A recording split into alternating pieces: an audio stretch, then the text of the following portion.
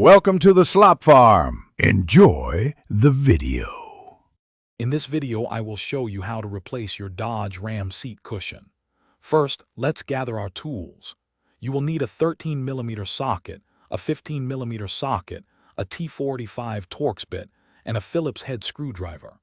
Safety is paramount, so disconnect your battery's negative terminal. Then, allow at least 30 minutes for the airbag system to fully discharge before proceeding with any further steps. Now, let's get that seat out of the truck. You will find two 15mm bolts at the front of the seat brackets. Remove those first. Next, move to the rear and remove the two 18mm bolts securing the back of the seat.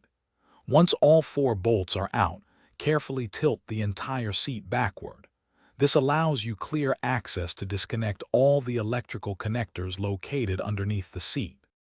With the seat removed, we can now focus on the cushion itself. Begin by removing the recline handle and any control button covers, often secured by a Phillips head screw. Next, locate and remove the three Phillips head screws on the side covers. Carefully pry off the side panels. Then, reach underneath the seat and release the J-hooks and plastic clips that secure the seat cover to the metal frame. It's time to install your new comfortable seat cushion.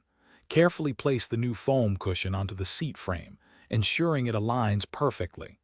Now, stretch the seat cover over the new cushion, reattaching all the J-hooks, clips, and Velcro strips to secure it firmly. Reinstall the side covers, control handles, and any other components you removed. Finally, reconnect all electrical harnesses and the battery's negative terminal. Thanks for watching.